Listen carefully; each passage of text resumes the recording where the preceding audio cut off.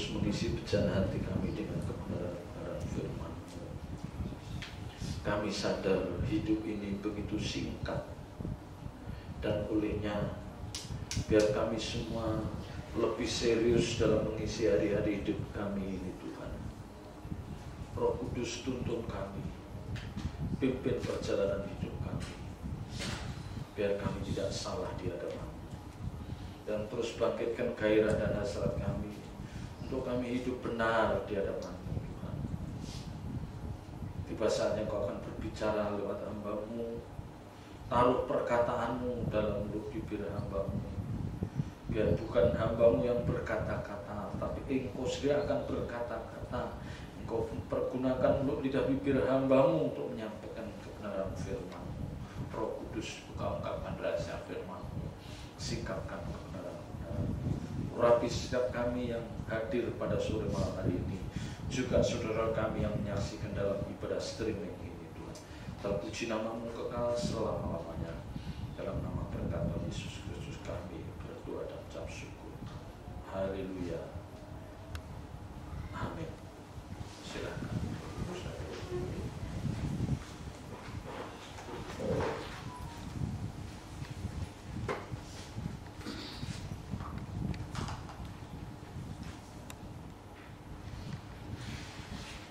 Bapak Ibu saudara dikasih Tuhan, saya akan menyampaikan sesuatu yang kelihatannya sederhana tetapi penting bagi kehidupan Bapak Ibu saudara dan saya, yaitu bahwa hidup kekristenan kita harus ditandai dengan konsistensi apa yang kita lakukan, konsistensi apa yang kita perkatakan, konsistensi apa yang kita perbuat. Jadi baik dalam ucapan maupun tindakan nyata, kita akan terus konsisten. Artinya tetap melakukan sesuatu yang berkenan di hadapan Tuhan. Tentu konsisten di sini dalam hal perbuatan baik, ya, konsisten di sini dalam hal perbuatan baik ataupun ucapan-ucapan kita yang baik, ya, terlebih pikiran-pikiran kita. Kita harus memiliki konsistensi. Ya. Konsisten itu artinya kita melakukan sesuatu dengan sama, berulang-ulang. Ya, jadi terus secara rutin melakukan itu secara rutin, secara terus menerus, itu konsisten. Ya. Jadi kalau hari ini misalnya kita berdoa jam 5 pagi, ya, kita komitmen berdoa setiap jam 5 pagi. Ya sudah, kita konsisten, kita lakukan. Setiap jam 5 kita berdoa. Nanti malam jam 9 kita komitmen, jam 9 kita berdoa ada di kaki Tuhan. Ya sudah, setiap jam 9 malam kita ada di sana. Dan kita lakukan terus secara konsisten, terus menerus. Ya. Jadi pemahaman firman yang Bapak Ibu saudara pahami, ya, sekalipun kita sudah memiliki pemahaman firman yang lengkap, firman yang benar, firman yang kuat, ya, firman Tuhan yang lengkap yang sudah kita pahami ini tidak akan bermakna secara signifikan kalau kita tidak ada niat, tidak ada komitmen untuk melakukan atau mengenakan dalam hidup kita secara konsisten. Ya. Boleh saja dia bangga dengan saya mendengar firman, wah saya senang firman ini, terus mendengarkan firman, saya membaca Alkitab, Ya.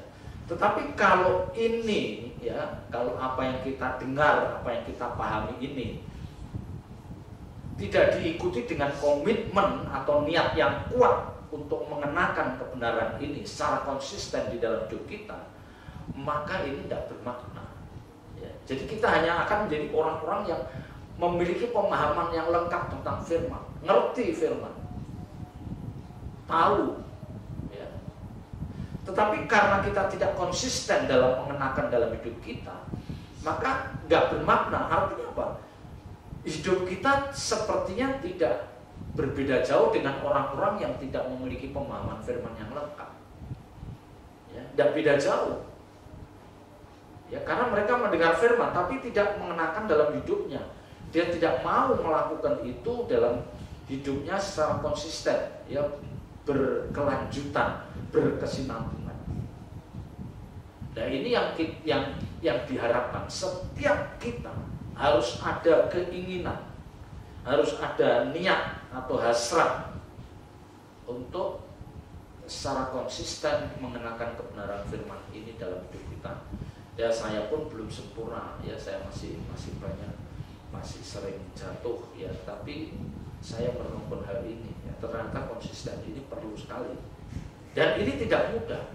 Orang berkomitmen, bagaimana dia mau konsisten, bagaimana dia terus melakukan itu, dan dia punya komitmen itu tidak mudah, nggak mudah. Orang konsisten itu tidak mudah, ya, karena kita pasti akan menemui banyak tantangan atau hambatan. Tentu kita akan menemui banyak tantangan hambatan. Ya, misalnya kita komitmen untuk baca Alkitab secara konsisten, itu tidak mudah loh. Ya, kita komitmennya 1 hari 1 pasal. 1 hari 1 pasal, mungkin 1-2 hari, 3 hari, seminggu, 2 minggu bisa. Nanti minggu ketiga, minggu keempat tidak jaminan. Ya, tidak jaminan kita akan bisa melakukan itu. Kita lari pagi, misalnya, ya, lari pagi setiap hari atau jalan pagi setiap hari 15 menit, itu tidak mudah. Kita melakukan itu dengan konsisten, ya, tidak mudah. Karena pasti ada tantangan hambatan. Tapi kalau memang kita memiliki tekad, kita memiliki komitmen yang kuat, sebetulnya tidak ada alasan untuk tidak melakukan. Tidak ada alasan untuk tidak melakukan, kecuali memang kondisinya ekstrim. Misalnya kita udah niat jalan pagi, tapi ternyata cuaca hujan deras, nah, ini tidak ada pilihan.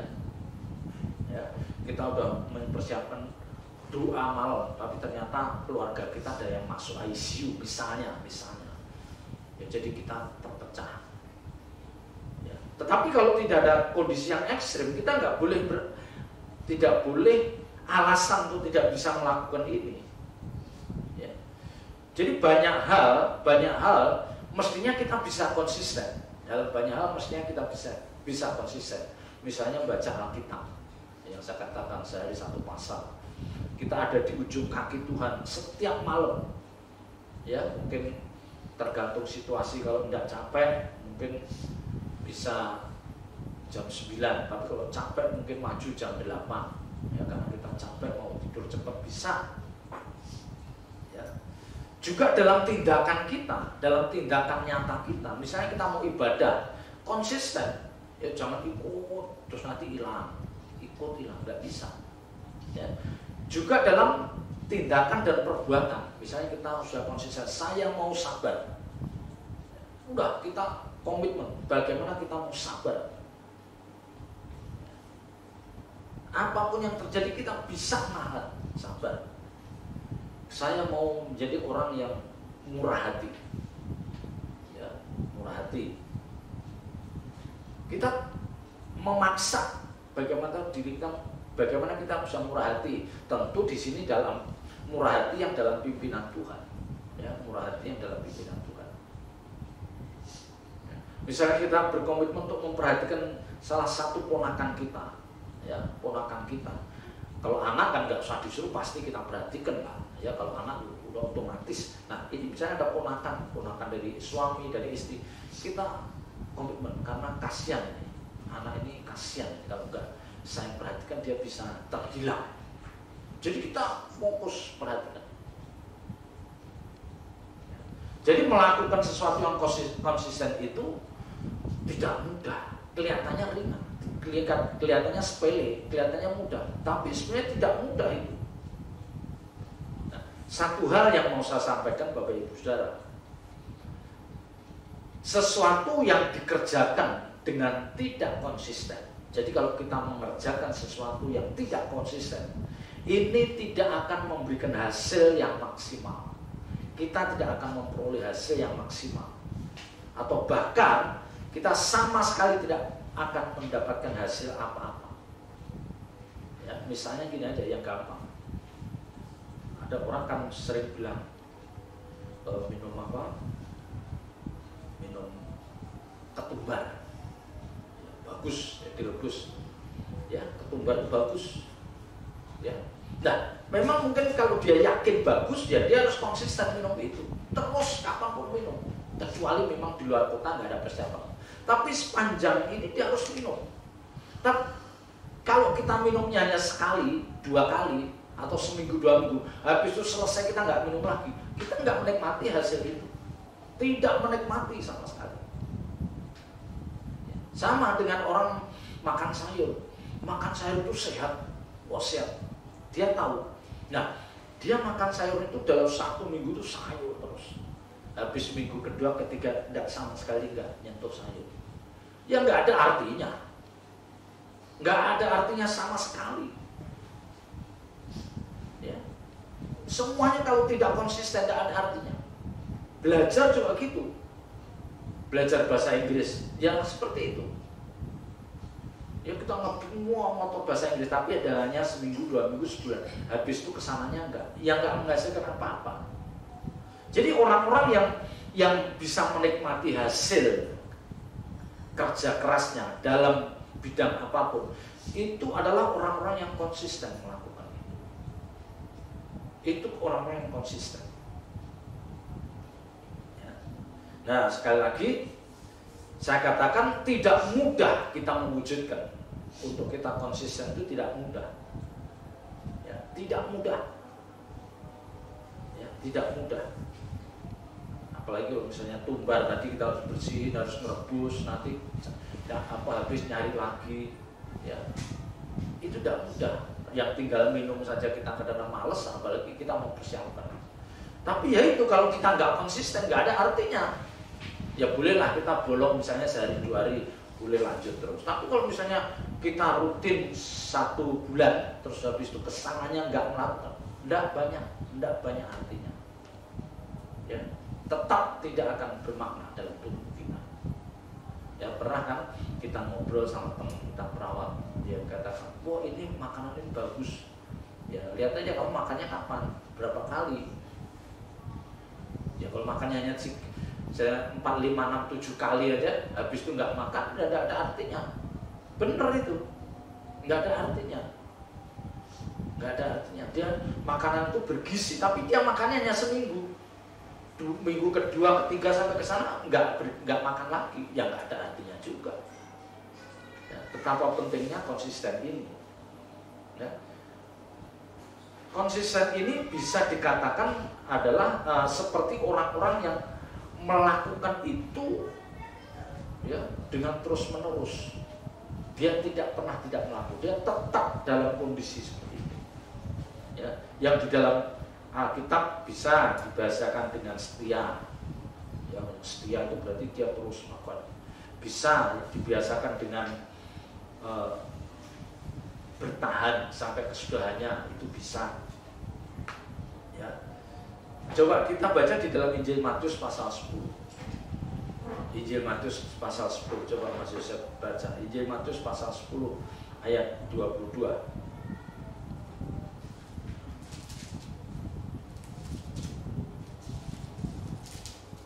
Matius 10 ayat 22. Ya, silakan. Dan kamu akan dibenci semua orang oleh karena namaku, tetapi orang yang bertahan sampai pada kesudahannya akan selamat. Nah, kamu ya orang percaya, Bapak Ibu Saudara dan saya, ada kemungkinan dibenci semua orang oleh karena namaku, oleh karena kita menjadi pengikut Kristus. Tetapi orang yang bertahan sampai kesudahannya akan selamat. Bertahan sampai kesudahannya ini bisa digambarkan orang-orang yang setia, orang-orang konsisten berdiri di jalan Tuhan. Dia bertahan sampai kesudahannya. Sekalipun dia dibenci orang-orang, dia nggak bergeming. Dia tetap ada di jalan Tuhan. Ya. Sekalipun penganiayaan hebat harus dia alami, dia tetap tidak mau menyangkal Tuhan. Dia tetap mau mengikut Tuhan. Dia tetap bertahan dan tidak mau, ya, tidak tergoda untuk berlaku tercela. Ini konsisten, bertahan sampai kesudahannya. Nah, ini susah Bapak Ibu Saudara. Ya, ini susah. Banyak orang bolong-bolong. Ya, kita nggak akan menikmati hasilnya kalau gitu. Kalau kita hanya bolong-bolong, ya rajin gereja, nanti bulan depan hilang, nanti 3 bulan lagi muncul. Enggak. Ya, di dalam jiwanya itu belum benar-benar belum tertanam kebenaran yang murni, belum. Ya, karena mau diisi 1 bulan itu dia hilang. Nanti balik nol lagi. Dia hilang 2 bulan, masuk ke gereja lagi. Nah, orang-orang seperti ini susah. Ya, susah. Makanya dikatakan orang yang bertahan sampai kesudahannya akan selamat. Bapak Ibu Saudara dan saya, ada kemungkinan kita masukin dalam masa yang sulit. Ya, masa yang sulit di mana dunia ini tidak bersahabat dengan kita. Ya, dunia ini tidak bersahabat dengan kita. Dan kita memang sudah nggak bisa bersahabat dengan dunia ini. Ya, dunia ini bisa dikatakan orang-orang dunia bisa, atau situasi dunia bisa. Jadi kalau kita masuk di dalam kondisi seperti itu, kita harus ingat, kita harus konsisten untuk kita hidup benar di hadapan Tuhan. Ya, kita lihat coba di dalam 1 Petrus 3. 1 Petrus 3 ayat 13.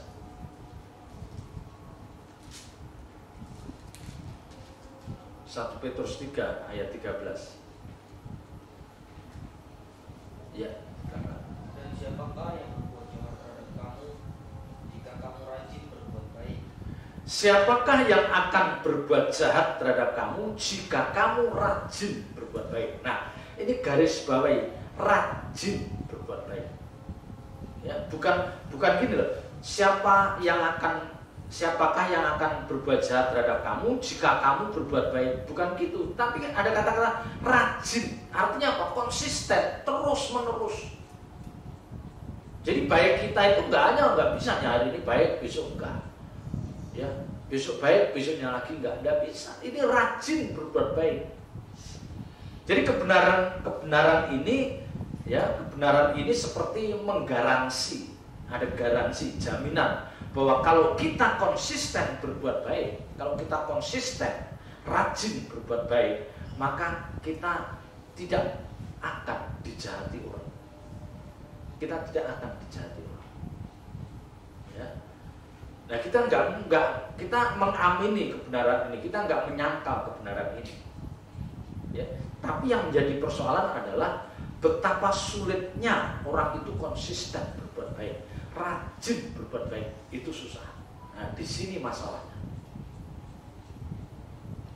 Di sini masalahnya. Rajin berbuat baik. Nanti gak ada yang jahat. Ya. Siapakah yang akan berbuat jahat terhadap kamu kalau kamu jika kamu rajin berbuat baik? Jadi ternyata berbuat baik itu tidak pilih-pilih, mau terhadap sesama orang percaya, mau dengan orang-orang di luar orang percaya, tetap berbuat baik. Tetap berbuat baik. Karena ayat ini juga nggak mengatakan, ya, rajin berbuat baik hanya untuk sesama. Kalau di luar orang percaya terserah, nggak gitu. Ini rajin berbuat baik. Rajin di sini berbicara tentang kebiasaan yang dilakukan. Jadi kita perbuatan baik itu membiasakan konsisten. Ya, tentu kita nggak boleh mensyaratkan. aku baik, kalau dia berbuat baik, aku bisa baik. Nah ini yang sering kita dengar. Kalau dia bisa baik, ya saya suka dengar gitu. Katedra kalau dia bisa berbuat baik sama saya bisa lebih baik. Tapi kalau dia jahat, saya bisa lebih jahat. Wah, ini bukan konsep kekristenan. Kita nggak mengenal seperti itu. Mau kamu jahat, mau kamu baik, aku tetap berbuat baik. Nggak ada syarat apapun. Tentu baik di sini harus dalam pimpinan Roh Kudus kalau itu menyangkut sesuatu yang jasmani. Nah, kalau itu menyangkut sesuatu yang jasmani, jangan karena kita mau baik terus kita ngasih orang uang sembarangan yang akhirnya kita sendiri kesulitan. Ya. Tapi mungkin memang ada orang-orang yang jahat, tidak menutup kemungkinan. Ada orang-orang yang sekalipun kita sudah baik, kita sudah tulus menolong dia, kita memperhatikan dia, kita murah hati, rela berkorban, ya, baik korban waktu, ya, kita begitu baik terhadap mereka. Ada juga orang-orang yang jahat juga, ada, tidak menutup kemungkinan ada orang-orang seperti ini. Nah inilah yang saya katakan orang-orang yang cacat karakternya, ya, cacat. Jadi karakternya udah rusak, keruh, ya, kita nggak boleh berurusan dengan seperti itu, ya. Kita jangan berurusan seperti itu. Nah tentu Tuhan akan mengingatkan kita. Tuhan Roh Kudus akan berbicara. Ini orang ini memang nggak baik sama kamu. Ya, jadi kita pelan-pelan. Ya. Kita nggak memusuhi tapi kita sudah mulai mengatur. Ya, nanti Tuhan pasti tuntut. Nah kenyataannya Bapak Ibu Saudara, kita di lapangan sulit menemukan orang rajin berbuat baik, itu kenyataannya sulit. Ya, sulit. Kita nggak tutup mata dan sulit kita menemukan orang yang rajin berbuat baik. Ya, mau dia dari golongan A, golongan B, tetap dia baik, itu sulit. Ya, yang sering kita temukan adalah orang berbuat baik dengan motivasi. Orang berbuat baik dengan motivasi. Ya. Atau orang berbuat baik kalau dia sudah menunjukkan kebaikan pada kita. Nah, itu yang sering. Kita kelasnya nggak di sini kelas kita. Kita berbuat baik tanpa motivasi, tanpa maksud tertentu yang terselubung, nggak ada. Dan kita berbuat baik jangan dipengaruhi oleh karena orang itu berbuat baik dulu pada kita, tidak terpengaruh. Orang itu nggak berbuat baik pun kita tetap berbuat baik. Jadi nggak ada syarat yang harus dipatok. Saya mau berbuat baik asal, nggak bisa. Ya nggak bisa.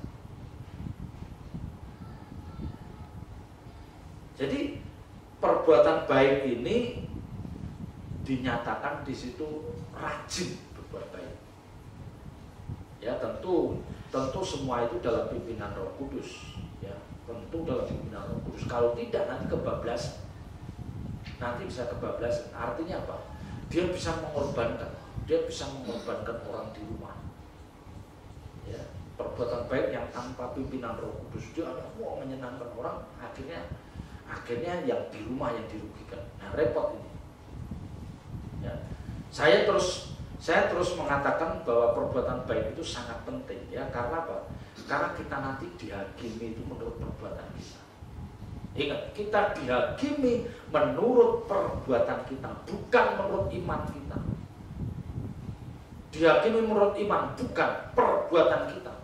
Karena iman tanpa perbuatan, Yakobus katakan iman tanpa perbuatan mati, nggak ada nilainya. Mulutnya ngomong, wow, Kristen, tapi perbuatannya enggak dinilai. Tidak bisa dinilai. Ya. Tidak ada ayat mengatakan dihakimi menurut iman, nggak ada. Dihakimi menurut perbuatan. Ya, maka saya katakan perbuatan baik itu sangat penting. Ya, sangat penting. Nah, perbuatan baik kita yang terus dalam pimpinan Roh Kudus, nah ini yang dikatakan seperti orang-orang yang sedang mengumpulkan harta di surga. Seperti itu.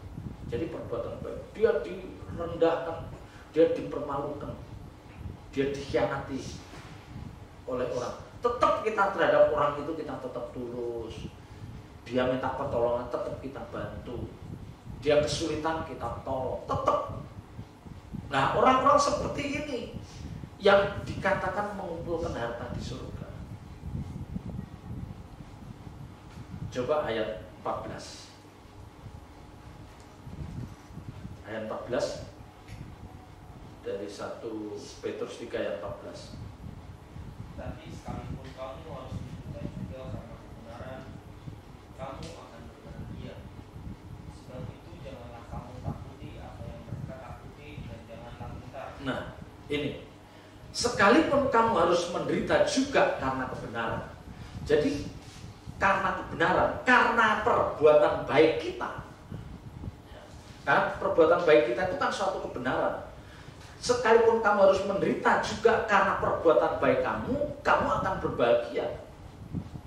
Ya, tentu ayat ini berhubungan dengan ayat di atasnya, berhubungan dengan ayat di atasnya yang mengatakan kamu harus rajin berbuat baik.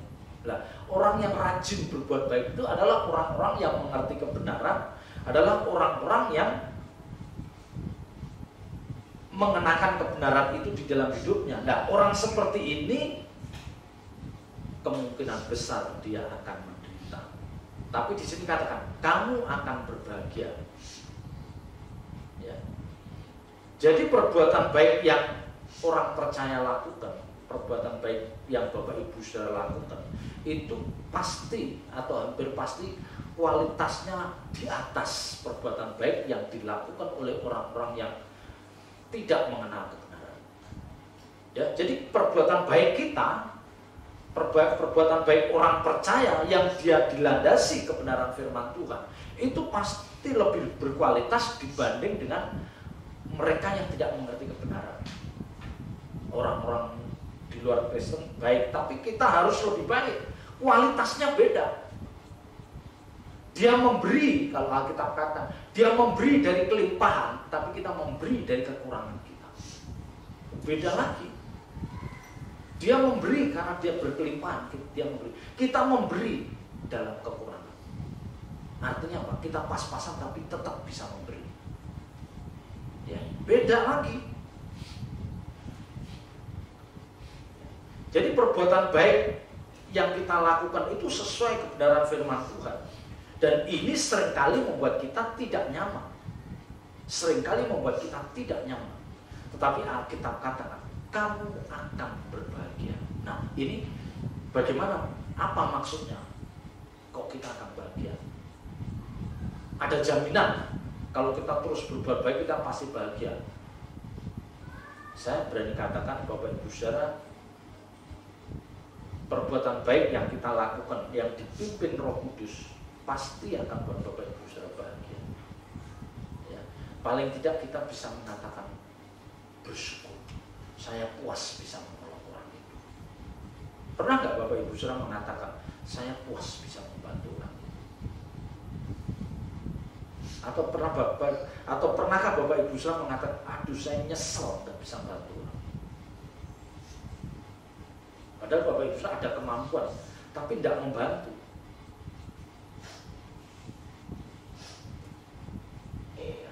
Jadi memang perbuatan baik yang diajarkan pada orang percaya itu ada kemungkinan besar membuat kita tidak nyaman, ada kemungkinan besar membuat kita menderita, ada kemungkinan besar membuat kita sedikit terganggu. Kalau perbuatan baik kita nggak mengganggu kita, itu kelasnya rendah. Seperti yang Tuhan Yesus lihat persembahan janda itu, mana yang baik? Persembahan janda, dia memberikan dari kekurangannya. Ya, orang kaya itu memberikan dari kelebihannya. Kita nggak seperti itu. Jadi semua perbuatan baik kita harus dalam pimpinan Roh Kudus. Jangan perbuatan baik kita menurutin keinginan daging manusia. Lah ini yang susah. Ini yang susah. Jangan sampai perbuatan baik kita harus dalam pimpinan Roh Kudus. Dan akhirnya sekalipun kita tidak nyaman oleh karena perbuatan kita merasa sedikit terganggu dengan perbuatan baik kita. Tapi kalau itu kita biasakan, kita rajin melakukan itu, kita akhirnya akan mengatakan tidak masalah. Kita enjoy. Orang lain yang lihat mengatakan, ih kesian dia, itu dia berbuat baik terus, kesian. Orang lain mengasihani diri kita, tapi kita nggak merasa. Kita nggak merasa nggak perlu dibelas kasihani. Karena apa? Kita ngerti. Ini Roh Kudus yang memimpin. Nah, kalau orang sudah pada taraf seperti ini, nanti perbuatan baik itu seperti menjadi irama hidup kita. Nah, itu yang penting, menjadi irama hidup kita.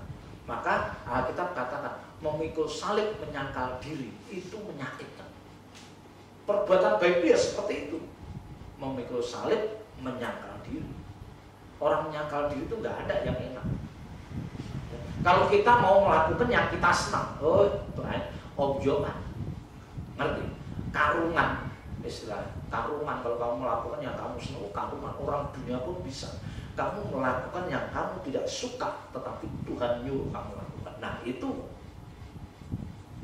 kalau kita melakukan yang kita senang, bodoh, non-Kristen bisa begitu. Itu bukan penyangkal diri, itu bukan memikul salib. Nah ini bagaimana supaya ini sudah menjadi irama hidup Bapak Ibu Saudara dan saya. Saya belum lulus dalam hal ini, kita belum bisa, tapi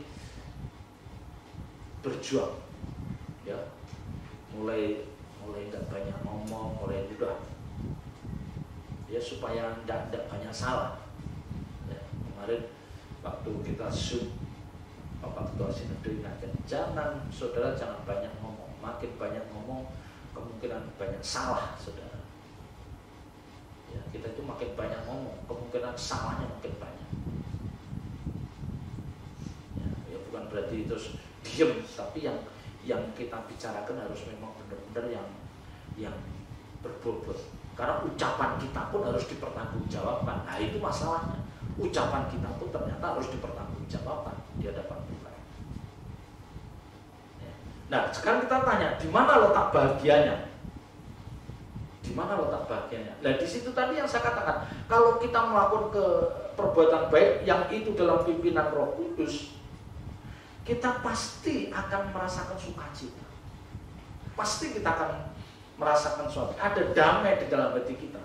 Apalagi kalau orang yang kita tolong itu juga orang yang memang benar-benar memerlukan. Ya, misalnya di ICU, kalau nggak kita tolong lewat itu, di ICU kan biasanya dimintain uang kan, sediakan uang 40 juta, 50 juta. Kalau enggak, mungkin karena memang mahal, serba mahal, itu rasanya biasa. Nah, kecuali kalau di BPJS mungkin enggak. Nah, kalau kita bisa menolong orang yang seperti ini, wah, itu kita akan diingat. Misalnya anaknya jatuh, tidak ada siapa-siapa, kita bisa nolong pakai mobil, kita akan bawa ke IGD, masuk, dirawat. Itu kita nggak akan dilupakan. Wah, kalau nggak ada bapak itu lewat anak saya. Karena begitu jatuh pingsan, tidak bergerak. Nah, ini yang seperti ini yang mestinya kita tangkap. Ya. Jadi bahagia kita, sukacita kita itu ketika kita melakukan perbuatan baik yang dalam pimpinan Roh Kudus. Nah, ini memang Bapak Ibu Saudara tidak bisa diceritakan begini aja. Bapak Ibu Saudara harus mengalami, harus pernah melakukan. Kalau kita nggak pernah melakukan, kita nggak bisa ngomong. Pasti dari hal yang paling kecil nanti rasanya senang banget. Ya, ada orang punya hajat, dia orang yang terbatas kemampuan keuangan, terus kita punya tenaga, kita masak, kita bantu rame-rame, ya karena catering mahal, kita menggerakkan tetangga masak, kita kita rame-rame masak, itu keluarga itu akan bahagia. Dia merasa tersanjung dengan keuangan yang pas. Ternyata semua pesta berlangsung dengan baik. Karena apa? Ada orang yang memiliki hasrat, memiliki gairah untuk berbuat baik. Nah, ini ya. Coba kita lihat di dalam Roma pasal 14. Roma pasal 14. Roma pasal 14 ayat 17.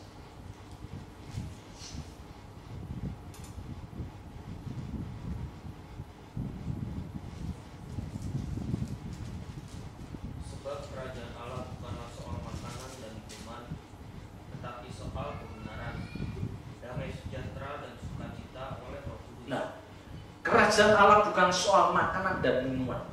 Kerajaan Allah itu bukan berbicara tentang sesuatu yang jasmani, tetapi soal kebenaran. Artinya apa?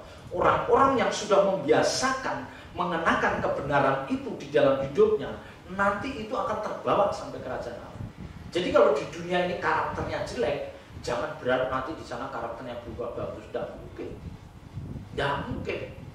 Wah, nanti aku nanti di sana, enggak mungkin. Karakter saudara seperti apa, ya di kekekalan nanti seperti itu.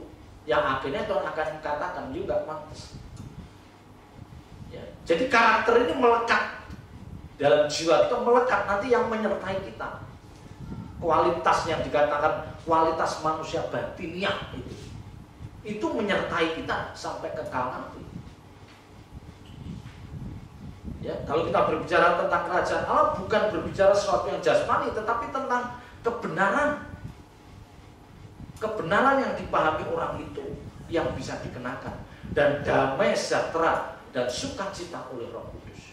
Damai sejahtera, sukacita bukan karena ditopang oleh sesuatu yang jasmani. Ya, ini Bapak Ibu. Jadi orang pengen sukacita itu nggak harus punya yang mewah-mewah dah. Bapak Ibu Saudara membiasakan hidup benar, membiasakan murah hati, membiasakan itu pasti damai. Ya, membiasakan tidak banyak keinginan itu. Ya. Itu. Ya, jadi jangan gini. Jangan kita memimpikan. Wah, aku nanti kalau punya ini pasti bahagia. Aku kalau bisa beli ini pasti bahagia. Aku kalau bisa ganti motor pasti bahagia. Salah itu. Salah. Anda, Bapak Ibu Saudara akan menikmati itu sebulan, 2 bulan, 3 bulan paling lama. Setelahnya itu biasa rasanya. Biasa. Rumah besar, sebulan, 3 bulan, setahun habis itu biasa. Biasa. Percaya deh. Jadi damai sejahtera kita tidak boleh ditopang oleh sesuatu yang jasmani, karena Roh Kudus yang ada dalam diri kita yang terus memimpin kita untuk melakukan kebenaran itu. Ya. Kalau di ayat 14 dikatakan, sebab itu janganlah kamu takuti apa yang mereka takuti, dan janganlah gentar. Artinya gini Bapak Ibu Saudara, ada orang-orang yang takut berbuat baik, itu takut. Kenapa saya kata takut? Dia nggak mau kenyamanannya terganggu. Karena saya katakan berbuat baik kalau itu dalam pimpinan Roh Kudus mungkin membuat Bapak Ibu Saudara tidak nyaman, mungkin membuat Bapak Ibu Saudara sedikit menderita, mungkin membuat kita kehilangan milik kita, uang kita lah, apa kehilangan. Nah, orang ini takut, aku takut jadi dia menghindar. Ya, kita tidak boleh takut. Kita tidak boleh takut kalau itu memang Roh Kudus gerakan untuk kita melakukan. Ya, maka dikatakan semua itu ada risikonya. Ada risikonya. Bapak Ibu Saudara melakukan risikonya sedikit tidak nyaman menurut pandangan orang lain, tapi kalau kita membiasakan diri, kita nyaman-nyaman aja. Ya. Kalau kita membiasakan, kita nyaman-nyaman aja, karena kita udah membiasakan. Tapi kalau mau memulai itu kok berat, rasanya berat banget ya. Ya, rasanya berat banget. Nah, ini yang seringkali orang percaya begitu waduh takut, menghindar dia.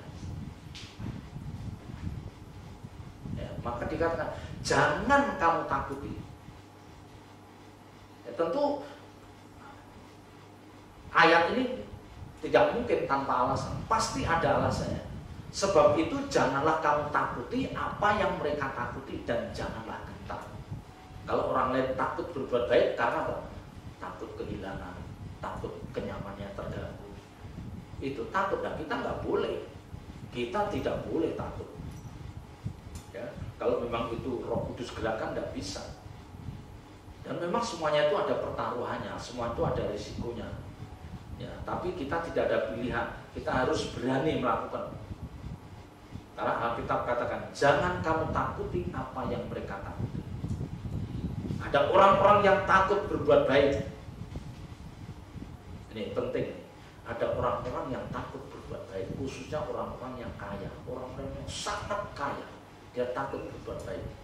Maka seringkali mereka pasang muka angker, mukanya ditekuk, angker, nggak rileks.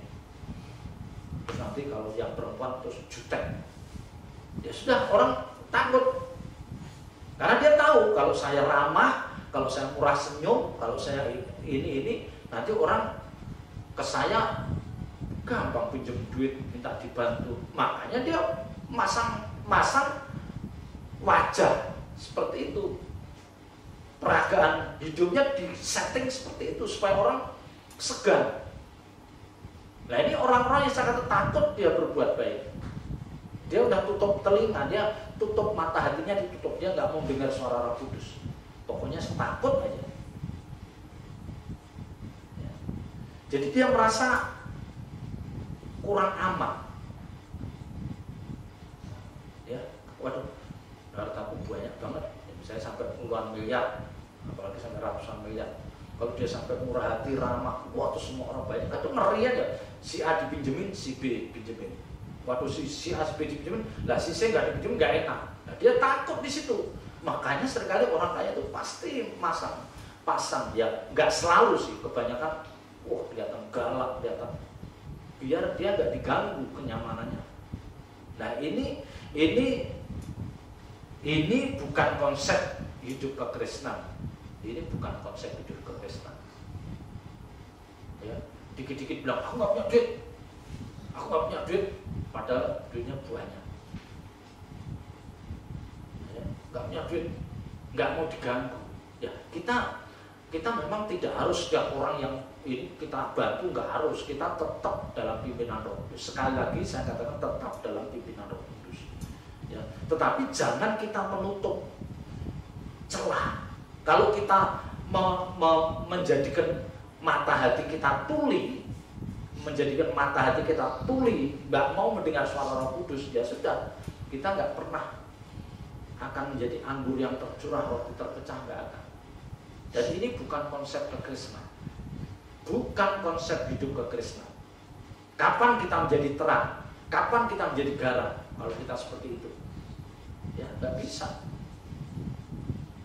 Dan kalau itu kita terapkan dalam hidup kita, akhirnya apa, Bapak Ibu Saudara? Yang jelas, kita tidak bisa membuktikan kalau kita itu murah hati. Kita tidak bisa membuktikan kalau kita murah hati. Kita tidak bisa membuktikan bahwa kita itu mengasihi sesama. Tidak bisa membuktikan. Kita tidak bisa membuktikan bahwa kita adalah orang yang sabar. Ya, bawaannya marah. Ya, jadi coba perhatikan orang-orang yang diberkati jasmani yang dia tidak mengerti kebenaran firman Tuhan. Ada saja trik-trik yang dia lakukan supaya nggak ada orang pinjam duit, nggak ada orang minta tolong. Nah, orang seperti ini dia nggak pernah, nanti di penghakiman raportnya 0, harta di surga dia 0, nggak ada harta. Tidak ada harta sama sekali, dia tidak mengumpulkan harta. Ya, dihadirkan Lazarus di depan hidupnya, dia tidak tersentuh, dia tidak tergerak. Ya, Padahal Tuhan sudah hadirkan Lazarus ini, dia nggak tergerak. Suatu saat dihadirkan lagi Lazarus lagi, enggak ada. Ya. Lazarus itu maksudnya orang-orang yang menderita, orang miskin, tapi dia sama sekali tidak bergerak. Ya, ini yang repot. Nah, Bapak Ibu Saudara sebagai orang tua, kalau Bapak Ibu sebagai orang tua, kita harus bisa memberikan teladan yang baik. Kita harus bisa memberikan teladan yang baik. Ya, tentu semua sekali lagi, semua dalam pimpinan Roh Kudus. Jangan keinginan kita. Ya, saya bersyukur karena saya dilahirkan dari orang tua yang cukup murah hati. Ya, kalau pernah saya saksikan, orang tua saya 8 bersaudara. Orang tua jadi 10 dalam kondisi ekonomi yang pas-pasan. Kalau ada orang mau ikut tinggal di rumah kita, kita tidak pernah nolak. Ada ponakan ikut 3, kita ikut 13. Tambah lagi ada 2 orang lagi 15. Ya. Dalam kondisi rumah seperti itu, rumah dari bambu, ya, yang kamarnya aja nggak bisa disebut kamar. Kalau dikatakan kamar itu kan ada pintu kan, itu kan kamar. Ini tidak. Jadi rumah itu blong aja, tempat tidur, nggak ada kamar. Hanya 3 tempat tidur, dan itu kecil. Itu pun masih ada orang yang mau ikut kita. Tapi orang tua kita nggak bisa bilang nggak. Ya udah, kalau mau ikut, tapi apa adanya. Jadi kita tidurnya ruang tamu digelar jam 9 tuh digelar tidur semua. Udah. Sampai kalau nggak salah itu 17 orang. Orang tua saya itu baik ibu saya, bapak saya itu nggak pernah ngeluh, tidak pernah ngeluh. Kalau bapak ibu saya tahu nggak, minimal tuh beras itu sebulan tuh habisnya 150 kilo coba. Sampai orang ibunya dagang ya, jualan nasi enggak, kok bisa habis 150 kilo? Bayangkan, 17 orang, 19 orang.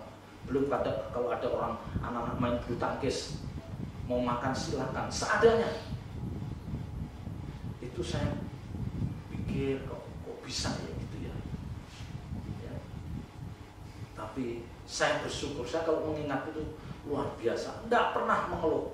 Ayah saya, ibu saya enggak pernah mengeluh. Asal semuanya apa yang ada. Ya cuman kita itu kan di kampung itu kan santen, punya pohon kelapa sendiri. Ya nanti punya pohon apalagi pepaya, sayur itu. Kita hanya modalnya apa? Minyak goreng sama kerupuk udah, sama tempe. Sayur itu dari tanaman itu. Itu pun nikmat kita. Nikmat. Ya makanya orang Jawa bisa katakan sugih tanpa bondo. Kan ada. Ya. Menang tanpa bolo, ngeluruk tanpa bolo, menang tanpa ngasorake, sugih tanpa bondo. Itu filosofi Jawa itu, waduh, sugih, jadi kaya, tetapi nggak punya harta, tapi kaya. Saya tanya kaya, oh ternyata kayanya apa? Ya, sugih tanpa bondo ini orang-orang yang kaya karena apa? Karena ucapan terima kasih dari banyak orang. Ya, karena banyak orang yang pernah kita tolong, jadi orang banyak mengucapkan terima kasih pada kita. Coba Bapak Ibu Saudara praktekkan. Makin banyak kita menolong orang, makin banyak orang mengucapkan terima kasih pada kita. Dan itu dikatakan kaya, karena banyak orang yang mengucapkan terima kasih. Padahal kita nggak punya materi sama sekali. Ya. Tetapi saat renungkan, ya, Paulus pun begitu. Paulus itu dia kerja bikin tenda, nggak menikmati, sama sekali nggak menikmati hasil. Semuanya untuk pelayanan. Tapi yang puji Tuhan, karena begitu kita sekeluarga nggak pernah dipermalukan. Jadi kita tidak takut yang mereka orang takut. Wah, nggak ada alasan beras habis itu, tidak ada. Selalu ada nasi. Selalu ada nasi. Ya nanti kalau nggak ada apa-apa akhirnya mau bikin nasi goreng. Ya, yang penting kan nasi juga kan bisa makan. Ya. Jadi ada orang-orang tertentu yang takut kehilangan kenyamanan, ya, takut kehilangan sebagian hartanya. Ya, akhirnya dia nggak mengukir sama sekali. Ya, mereka tidak mengumpulkan harta di surga. Nah, perasaan takut seperti ini yang harus kita buang, dari diri kita, yang harus kita buang. Tetapi sekali lagi tentu perbuatan baik yang kita lakukan tanpa motivasi. Ya, jadi orang tua kita melakukan itu tanpa motivasi, tidak ada motivasi. Tapi kalau motivasi kita supaya kita dianggap lebih hebat dari yang lain, motivasi kita biar kita disanjung, wah itu repot. Roh Kudus tidak nyuruh kita berbuat, tapi kita melakukan itu, ya udah habis-habisan. Miskin kita.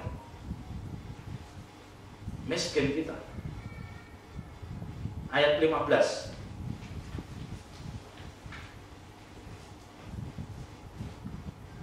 Ayat 15. Sebab itu jika engkau menyakiti hati saudaramu, Ayat 15 dari 1 Petrus, ayat 15 dari 1 Petrus 3 tadi. tetapi kuduskanlah Kristus di dalam hatimu sebagai Tuhan, dan siap sedialah pada segala waktu untuk memberi pertanggungjawab kepada tiap-tiap orang yang meminta pertanggungjawab dari kamu tentang pengharapan yang ada padamu. Yang saya bahas adalah kuduskanlah Kristus dalam hatimu sebagai Tuhan. Kuduskanlah Kristus dalam hatimu sebagai Tuhan. Berikanlah tempat yang terhormat, yang pantas bagi Kristus dalam hati kita. Kuduskanlah. Sediakan tempat khusus Kristus dalam hati kita sebagai Tuhan. Ya, artinya apa? Kita memperlakukan Kristus itu dengan benar dan sangat-sangat mengagungkan Dia. Ya, dari dalam diri kita itu ada satu tempat yang ini tidak bisa, ini harus Kristus ada memiliki tempat yang spesial dalam hati kita. Ya, kuduskanlah Kristus dalam hatimu sebagai Tuhan. Sebagai Tuhan artinya Dia pribadi yang pantas, yang harus kita hormati, yang harus kita perlakukan secara khusus. Tidak ada seorang pun yang pantas kita perlakukan lebih dari Dia. Tidak ada. Jadi kuduskanlah, kita taruh Kristus dalam hati kita. Seperti kita anggap Dia adalah satu-satunya harta milik kita yang paling berharga. Yang paling berharga. Nah, orang-orang yang sudah bisa mewujudkan itu, menguduskan Kristus dalam hati kita sebagai Tuhan. Jadi dia menganggap bahwa Kristus ini adalah menguasai hidup kita. Ya, Kristus ini menguasai hidup kita. Ini adalah orang-orang yang tidak mudah berbuat dosa. Mengapa orang mudah berbuat dosa? Karena dia menganggap Kristus itu tidak diperlakukan secara wajar, dia biasa saja. Jadi dia menganggap hidupnya tanpa pimpinan sama sekali. Ya. Ini yang sulit. Ya. Karena seringkali ya kebanyakan kita memiliki sosok lain atau pribadi lain yang kita anggap lebih penting dari Tuhan. Nah, kita menganggap ada sosok lain atau ada pribadi lain yang lebih penting daripada Tuhan. Itu yang seringkali kita terjebak. Misalnya sosok lain atau pribadi itu hobi-hobi kita yang menyita waktu. Jadi kita menempatkan hobi-hobi kita itu lebih dari Tuhan. Ada tempat khusus untuk hobi kita. Ya, nanti belum lagi apa? Kita menempatkan teman-teman kita itu lebih dari Tuhan. Kita tempatkan lebih. Ya, nanti belum lagi kita menempatkan cucu kita lebih dari Tuhan. Ya kan sering kita nggak ibadah karena cucu. Kita nggak sempat ini karena cucu. Ya, kita nggak bisa apa-apa karena cucu. Seringkali. Nah, ini berarti bukan menempatkan Kristus sebagai tempat menguduskan dalam hati kita. Nah, karena ternyata ada sosok lain yang kita anggap lebih berharga dari Kristus. Nah, ini yang salah. Jadi, mari kita anggap bahwa Kristus harus bertahta. Kristus itu bertahta dalam hati kita. Kristus itu bertahta dalam hati kita. Jadi merasa ada tempat khusus yang kita tidak bisa gampang, ya, tidak bisa kita melupakan bahwa ada dalam hati kita ada Tuhan. Nah, ini yang berat, ya, ini yang berat. Tetapi saya yakin dan percaya, mari Bapak Ibu Saudara kita akan membiasakan hal ini. Ya, jadi urutannya begitu. Kalau orang sudah membiasakan berbuat baik, pasti di dalam dirinya itu bercokol, bertata. Tuhan di dalam hatinya itu pasti bertata, makanya dia bisa rutin berbuat baik, membiasakan berbuat baik. Ya, ini yang bisa saya sampaikan pada sore malam hari. Ya, puji Tuhan, Tuhan Yesus memberkati. Haleluya.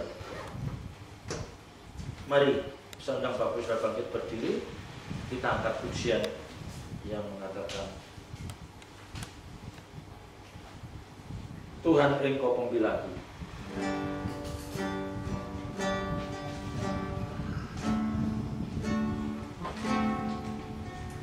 Tuhan Engkau pembelaku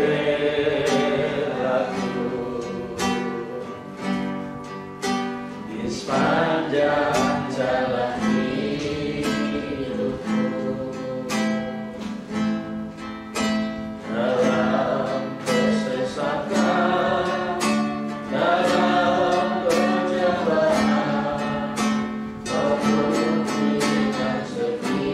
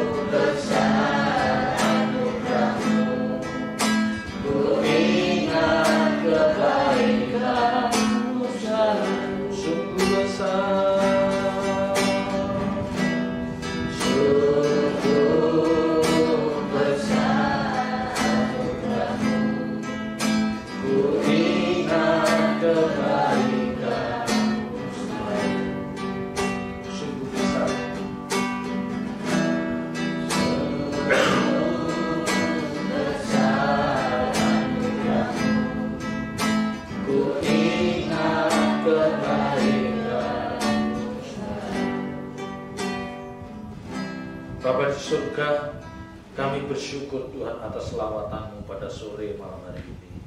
Engkau telah berbicara lewat hamba-Mu untuk Engkau mengajar kami bagaimana kami harus rajin berbuat baik. Suatu tindakan kami yang nyata bisa dinikmati oleh sesama kami. Bahwa kami tidak henti-hentinya untuk kami terus berbuat baik. Apapun yang harus kami alami. Mungkin kami dikecewakan orang, kami dirugikan. Tapi biarlah perbuatan baik ini tidak pernah berhenti. Kami terus akan lakukan. Karena kami sadar bahwa kami diyakini menurut perbuatan, bukan menurut iman yang kami yakini. Terima kasih Tuhan, terima kasih. Meteraikan firman-Mu dalam setiap hati kami. Ajar kami melakukannya. Kami serahkan bangsa dan negara kami di dalam tangan kasih-Mu. Pakai Bapak Presiden, Wakil Presiden. Oh Tuhan, untuk membawa bangsa ini keluar dari kesulitan saat ini. Kami mohon Tuhan, kami mohon hikmat surgawi limpahkan untuk para pemimpin bangsa ini Tuhan. Sehingga mereka Engkau mampukan mengatasi persoalan ini. Terima kasih Tuhan, terima kasih. Engkau memberkati setiap kami yang menyaksikan ibadah streaming ini. Memberkati pekerjaan kami, usaha kami. Memberkati anak cucu, menantu kami. Apapun yang kami kerjakan jadi berhasil. Dan biarlah semua itu untuk kemuliaan nama-Mu. Berkat-berkat surgawi, berkat-berkat jasmani limpah curahkan buat kami semuanya. Terpuji nama-Mu kekal selama-lamanya. Dalam nama berkat Tuhan Yesus Kristus kami berdoa dan ucap syukur. Haleluya. Amin.